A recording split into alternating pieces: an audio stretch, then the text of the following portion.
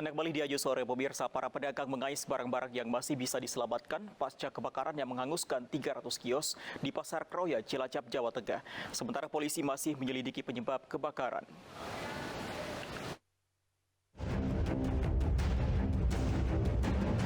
Asap hitam masih mengepul di Pasar Kroya, Cilacap, Jawa Tengah pasca kebakaran Kamis sore kemarin. Petugas masih melakukan pendinginan di lokasi. Sejumlah pedagang mengais barang-barang berharga mereka yang tersisa. Sementara sebagian pedagang lainnya menggelar dagangan di trotoar depan pasar. Hingga kini, polisi masih menyelidiki penyebab kebakaran. Iya, kebakar semua. Ada pisang harga 500. 500. Pisang, Iya. nasinya ada yang diimbu. Berarti nggak bisa diselamatkan? Bisa. Kosong. Sebelumnya kebakaran melanda Pasar Kroya, Cilacap, Jawa Tengah Kamis sore kemarin. Dengan cepat, api merambat dan menghanguskan lebih dari 300 kios. Para pedagang pun panik dan berupaya memadamkan api sambil menyelamatkan barang dagangan. Kebakaran terjadi saat pasar baru saja tutup. Dari Cilacap, Jawa Tengah, Heri Susanto, iNews melaporkan. Kita beralih ke informasi lain, pemirsa. Yahya Holil Stakuf terpilih menjadi Ketua Umum Pengurus Besar Nahdlatul Ulama periode 2021-2026. Yahya meraih suara terbanyak mengalahkan Said Akil Siraj dalam pemilihan suara.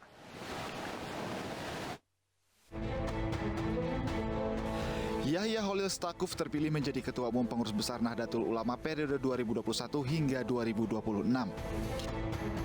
Yahya terpilih berdasarkan hasil pemilihan langsung atau voting dari peserta Muktamar ke-34 NU yang digelar di Gedung Serbaguna Universitas Lampung. Pria yang akrab disapa Gus Yahya ini memperoleh 337 suara, sedangkan pesaingnya Said Akil Siraj meraih 210 suara. Adapun 1 suara dianggap batal. Atas kemenangan ini, Gus Yahya langsung memeluk Said Akil Siraj. Sebagai Ketua Umum terpilih, Gus Yahya mengajak semua pihak menyerukan masa depan yang lebih baik bagi NU dan Indonesia dengan menghidupkan kejayaan di era Gus Dur. Gus Dur melakukan semua yang beliau lakukan sendirian.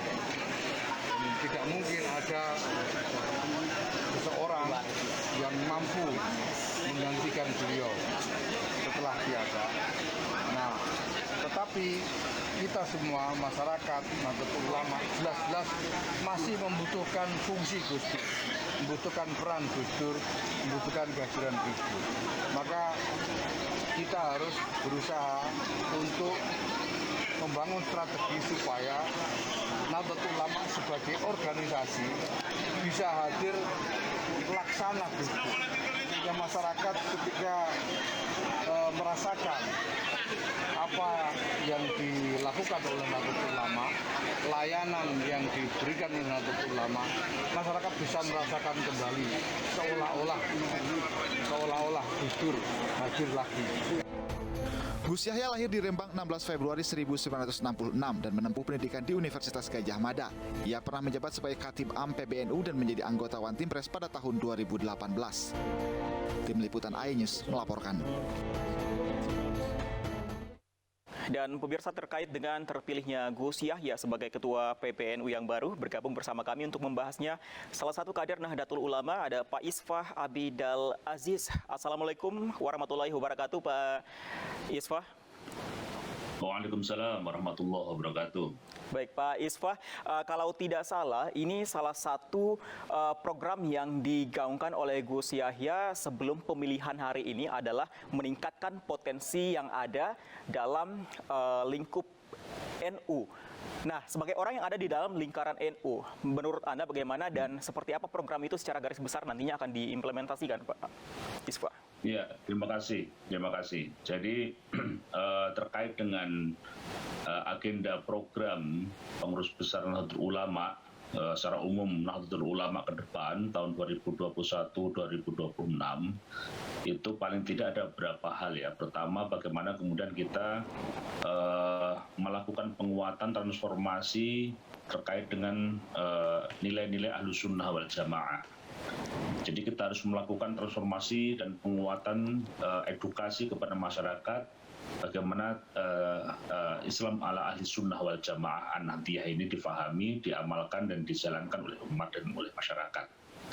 Nah, yang kedua tentunya kita bicara tentang bagaimana melakukan empowering, penguatan kepada masyarakat terkait utamanya pada bidang kesehatan, pendidikan, dan ekonomi. Dan yang ketiga adalah pada konteks tangzim gitu ya, melakukan penataan, pengorganisasian terhadap jamaah, terhadap warga Nahdlatul Ulama.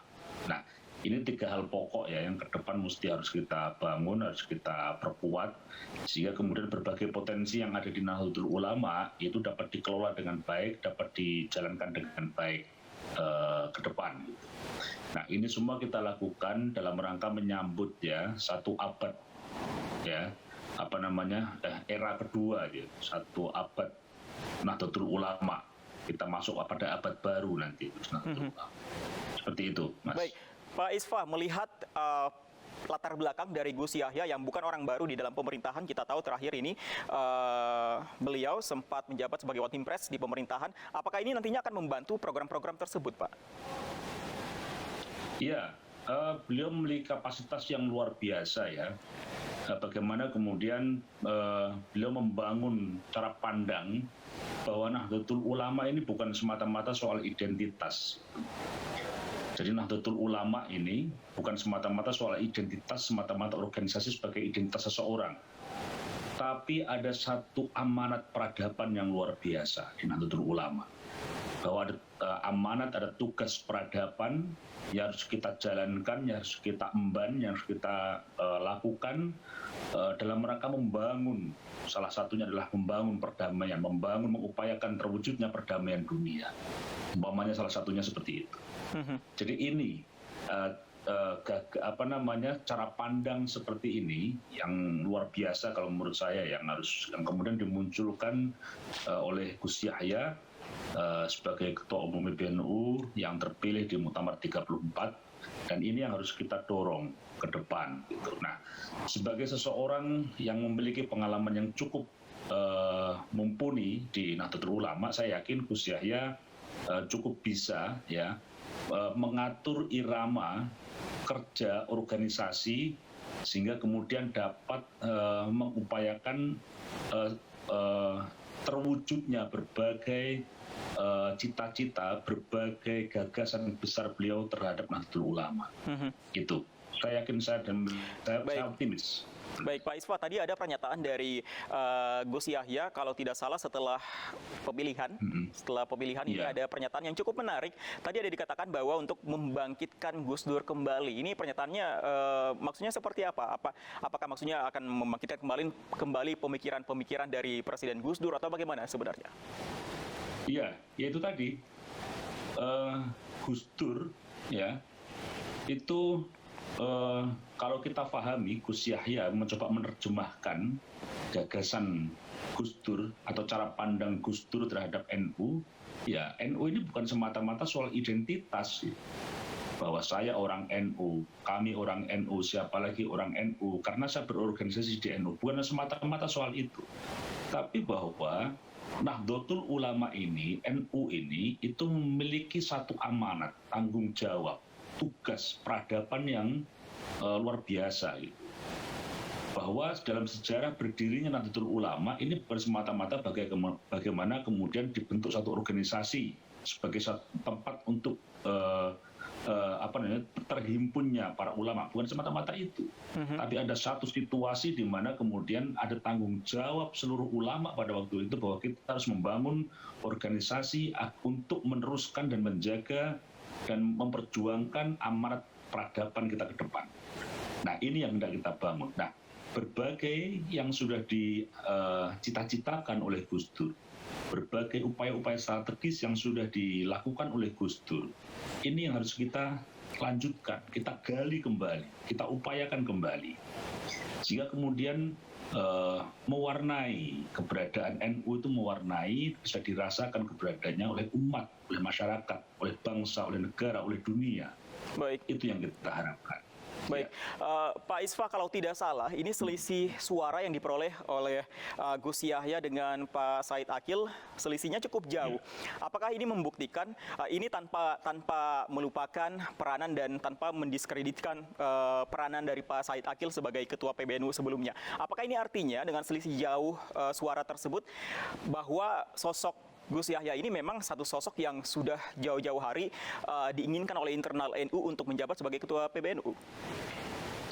Iya, satu situasi itu kadang menuntut satu perubahan yang tertentu gitu. Ada situasi di mana kemudian menuntut terjadinya satu pola perubahan yang baru. Nah, kita melihat bahwa Kiai Said Akil Siraj ini memiliki kapasitas yang luar biasa beliau. Tapi tantangan ke depan yang harus kita hadapi ini lebih ya, ini warnanya, eranya itu akan bergeser. Oleh karena itu kemudian kita merasakan bahwa harus ada satu figur dengan kapasitas dan kemampuan yang dimiliki oleh beliau ini yang mampu menghadapi tantangan ke depan. Nah, ini kemudian dirasakan oleh warga Nahdlatul Ulama. Itu dirasakan oleh warga Nahdlatul Ulama, kemudian harapan itu ditemukan di Gus Yahya. Bahwa berbagai harapan itu ditemukan Gus Yahya, bahwa tantangan ke depan yang kita hadapi seperti ini, dan kita melihat Gus Yahya akan kita harapkan mampu menjadi lokomotif ya, menjadi komandan lah gitu dalam membangun dan mengupayakan terwujudnya berbagai upaya yang dilakukan oleh Nahdlatul Ulama ini. Jadi muncul dalam satu kata yaitu regenerasi. Nah, ini menjadi satu bahasa yang kemudian menjadi bahasa yang menjadi bahasa yang menyatukan lah ya, yang menyatukan berbagai wilayah, berbagai cabang di Nahdlatul Ulama. Baik, kita akan tunggu dan kita harapkan tentunya akan ada perubahan yang tentunya menuju ke arah yang lebih baik dengan kepemimpinan baru di tubuh PBNU. Terima kasih Pak Isfa untuk waktunya bersama kami. Selamat sore. Wassalamualaikum warahmatullahi wabarakatuh. Pemirsa, Presiden Joko Widodo meresmikan gedung baru pengurus pusat Dewan Masjid Indonesia. Gedung ini dibangun di atas tanah hibah kasus BLBI. Setelah 50 tahun tidak memiliki kantor sendiri, akhirnya Dewan Masjid Indonesia memiliki gedung sendiri. Bertempat di kawasan Matraman, Jakarta Timur, gedung DMI dibangun di atas lahan BLBI yang sudah diambil oleh negara. Lokasi ini merupakan pilihan Ketua DMI Yusuf Kala, dan keberadaan kantor baru DMI diharapkan mampu membangun masyarakat sekitar, baik dari segi sumber daya manusia hingga ekonomi.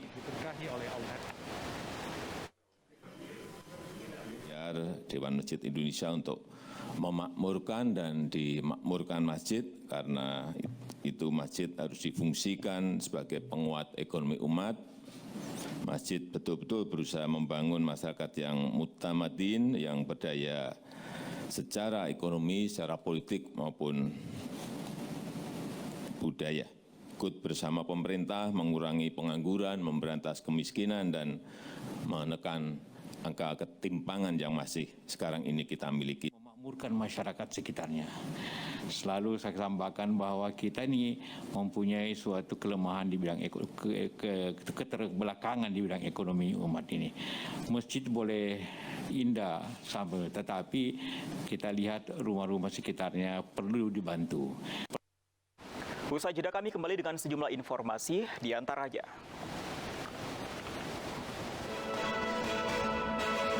kecelakaan maut yang melibatkan kendaraan minibus dan truk terjadi di Jalan Tol Trans Sumatera. Akibat peristiwa ini 4 penumpang minibus meninggal dunia dan 11 lainnya luka-luka.